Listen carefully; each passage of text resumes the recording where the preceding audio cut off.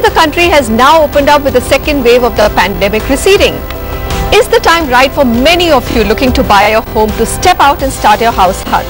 Today on the Property Show, we look at data and speak to experts to see supply and price forecast is to help you make better decisions. My panel, Baman Irani, CMD Rustom G Group, C. Prabhakar, Director, Gopalan Group, Amit Bhagat, CEO, MD, ASK Property Investments Advisors, and Siva Krishnan, Managing Services, JLL India. Before I begin with the gentlemen, let me just look at the data sourced from JLL Research. Now, if you look at the second quarter of last year, April-June 2020, when the country went into a sudden lockdown, and compare it with the 2021 quarter when we again were forced into a lockdown with a much deadlier wave, the data home demand and supply has been far less affected this time around. Last year, both new launches and sales fell by over 60% quarter on quarter, and this year they've shrunk by about 20%. The entire first 6 months of 2021 have fared much better than January-June 2020. There's been a 10% increase in new launches in the first half of 2021 compared to 2020, and sales have been better at 18% increase. Now let me just get the ground reality. Baman, the first thing is to look at data, but the second is to find out, was the second pandemic much better for all of you and really a healthier scene when it came to demand and supply? Oh, hey Manisha, thank you for the show. I want to just say this, that the first time the pandemic hit, we read about it in the papers, we used to be getting affected in distant places. The second round, at least in Maharashtra, we were facing a lockdown, was in April. And at that point of time, it was hitting home, it was hitting closer home, and people were losing their lives, or winding up in hospitals, etc. All the reports that you're talking about are I think because of the government soft, and I can speak about Maharashtra, and the fact that the stamp duty advantage that was given to the customers, customers were very happy with the fact that it dropped stamp duty by 3% and then by 2% between Jan and March. June has opened up again. We are hopeful that things will improve, but Mumbai faces its rains June, and if there is any weekend that has heavy showers, then we will see that customers aren't more. Too early to predict for me, but I can say this, that home demand should be very strong. Reasons: one is interest rates are at their all-time low. Developers have not passed from, and overall this should be an advantageous time for for homeowners to buy. Okay, Mr. Prabhakar, what's your sense for the Bengaluru market? Have the home buyers did they completely stop in April and May, but are you beginning to see a trickle back? No, Manisha, compared to 2020, this year the sector has shown remarkable resilience. If you see the first quarter, close to 8,000 flats has been sold, and now around 3,560 is somewhere around that, which I feel is a great 20% growth compared to last year. Okay. This is because a few of the things which the sector has learned from the, and most important is the construction activity has not stopped this lockdown. The construction activity this year has been categorized as an essential service category. So the construction the migrant workers didn't go back. So this has helped the industry to move continuous. But though there's a lot of wait and watch situation with the customers, but they move. All right, Shiva, just break down the data for us. If the data showing that the second lockdown actually has been more benign and kinder, and Mr. Prabhakar has said that construction did not stop, do you believe that at least now that we've opened up, demand's likely to come back as forcefully as it did in the quarter or the January quarter last year? The lockdown happened in different cities in different times.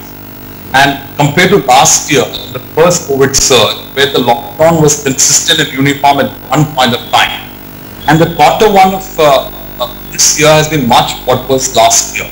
And say, for example, bank lockdown happened much later than what happened in May. Similar is the case in Czech, similar is the case in other states also. So the lockdown was not uniform, so macro numbers is a different picture. But as Oman rightly said, has been a weakening demand in last, especially quarter. But 4 attributes I feel that the momentum will sustain and will pick up as for what, as rightly the other panelists, support loan rates all-time low, 1 decade. Second aspect is stability in pricing. No developer is actually month's time. The third aspect I strongly believe is that the urge to own a home is at an all-time high, and India is an end-use market. Typically, 80-85% of home buyers, and they feel there's an opportunity here. They sense an opportunity to enter with housing loan coming. All right. Amit Bhagat, if I look at what's happening across the globe, you read a headline, there's a boom in housing in US, UK, Australia, China. You have a investor like Blackstone re-entering the rental housing. You get a CRISIL report which says that, you know, sure, things will become better, but for India to actually reach that stage of probably pre-pandemic demand, we will take as long as 2023. Is that correct? I guess Q1 21 Jan to March, we have approximately sold in 6 cities lakh of units in the primary market, which is one of the highest. But yes, it was driven by more by Maharashtra because other states were not as lucky. So NCR had just picked up in January to March. NCR was lagging behind in the entire 20 when other markets were slightly better. So I think developer impacted by every project is leveraged, so interest cost is being borne by the developer. Labor was held at site, but the labor count came down, and we have projects in Chennai, Bangalore, Pune. What we realized is the labor has come down by almost 50 to 60% of the pre-second wave situation. But I guess the demand with the economic situation improves. I think fire has not gone anywhere, and that is proved in 2020, and 21 will also display the same data or maybe better than that. But the economy has to recover, and the scare of the third, see, the commodity prices are going up, labor cost has gone up, 50% reverse migration happened, and the labor has started coming back now. Right. But economic development, the scare of third wave will decide whether the fence sitter will come into and start buying, or they will continue to sit at the fence. Okay, so Mr. Prabhakar, I think, has probably been the most resilient also because of the ITS sector has not got that affected at all by this economic meltdown that we've seen. Very quickly, what's happening in terms of the delays? Now, there are buyers who already have bought into project. Again, in the CREDAI survey, I think 90% developers have said that they will face some delays in deliveries. Is that how your projects are also, you're looking at your projects like a little bit delay in the deliveries that you had promised earlier? Definitely be there, Manisha, because there has been a lockdown and certain projects have been affected. Their general flow has been affected. But one good thing is the construction activity keeping pace to some extent in lockdown. To shut it down to again to restart becomes very, very difficult. But this has really helped us gain momentum because the workers are still there. Okay. But I feel with a prudent financial backup, liquidity status to be controlled, material supplies on time, and the technology being involved in construction now, I don't see much of delay because as long as people are buying, speeding up construction is not a problem. Okay. I feel as long as the sales are there, finishing projects on time should not be an issue at all. All right, that's heartening to note. It's come down to what everybody actually asks me, and I don't have a crystal ball to give them any answer. What about the prices? If I look at the unsold inventory, it's still at about 4.75 lakh units, according to the data that you've shared with us. but they moved up, but they haven't also gone down. If you inflation adjusted, you can say they're cheaper today than they were about 4 years ago. But there has not been much of a movement in prices. With commodity prices hardening and land prices actually coming down, where will it settle?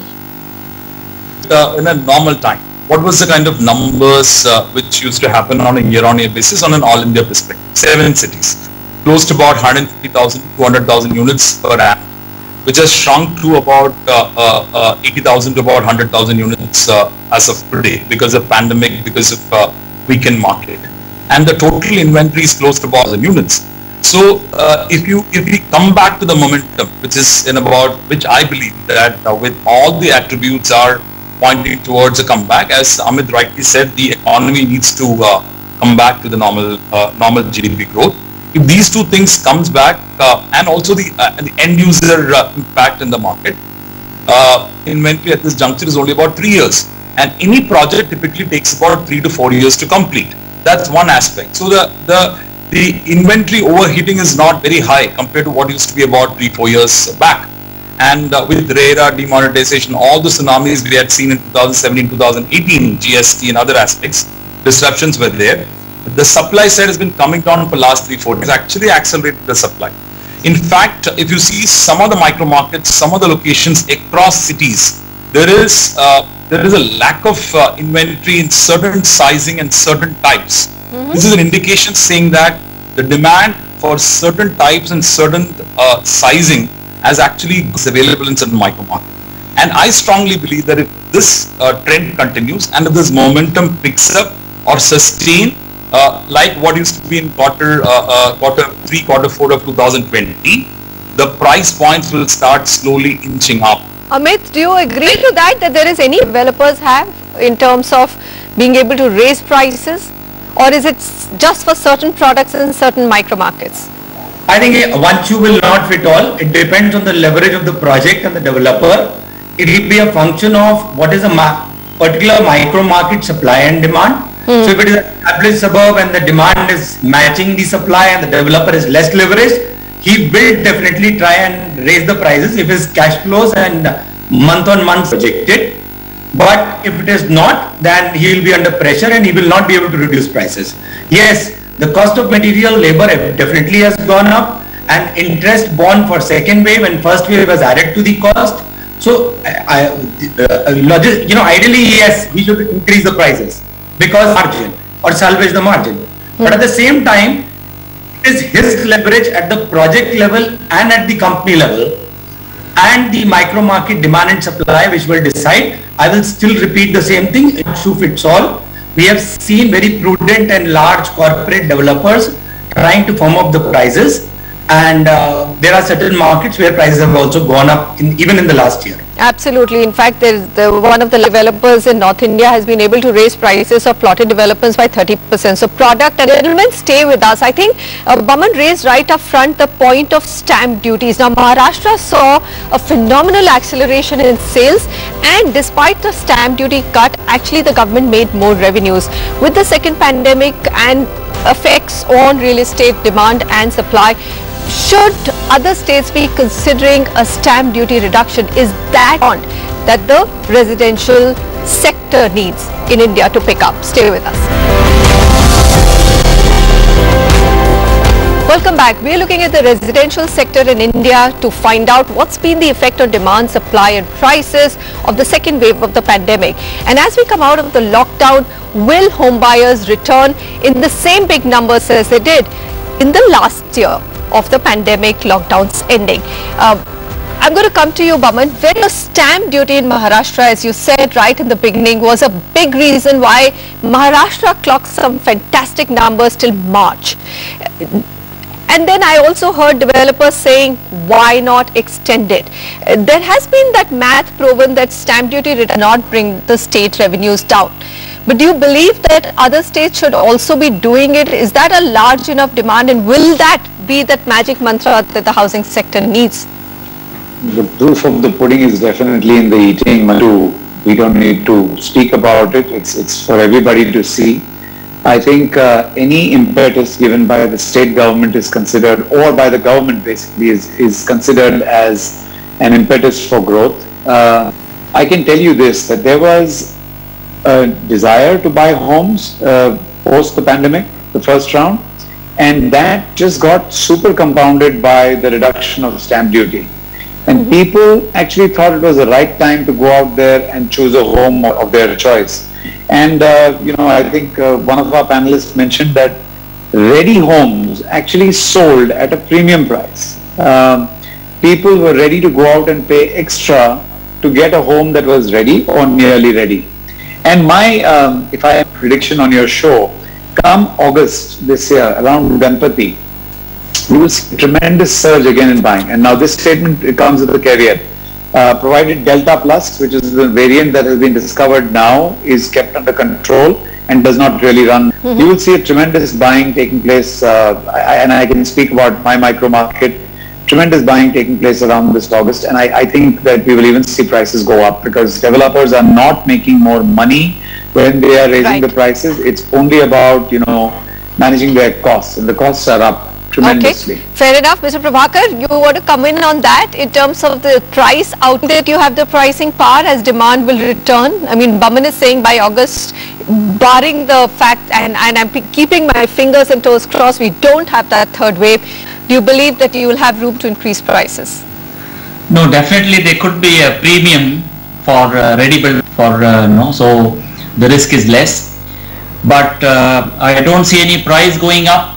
Builders have to work with no margin or so, because there's no question the steel prices are way through the roof, and we have so many other incidental expenses which have come up. This year the builders have to sustain with no profit. Okay. Like last year. What about stamp duty? What's your view on that, Mr. Prabhakar? I mean, Karnataka reduced the stamp duty, but only for flats at the lower income level, I think 45 lakhs and below. Could they have extended it? I mean, is that something that developer and the entire CREDAI body would want? I mean, of course, everyone wants lower prices, but is that a big demand? No, definitely what we have seen in Mumbai, the reduction in stamp duty further will definitely help this market. The recent report says 80% of potential buyers are waiting for the stamp duty to go down. The buyers have seen other states reducing the price. So today not many people are coming forward to buy because they are waiting for some reduction from the government. I think government reducing 1 or 2% of the stamp duty will really people coming forward and taking the step to book a flat. Okay. But they have to do a lot more incentive should be given between that 20 to 40 lakhs range flats, lot more I feel, because that is a sector which is doing very, very well in Bangalore. But I feel lot more, the government can do a lot more to improvise that section. Fair enough. Amit Bhagat, this is off the industry saying, see, there are approval delays which cost the industry, but the taxes are pretty high as well. I mean, 30% of the cost of a house goes into just paying taxes and development charges.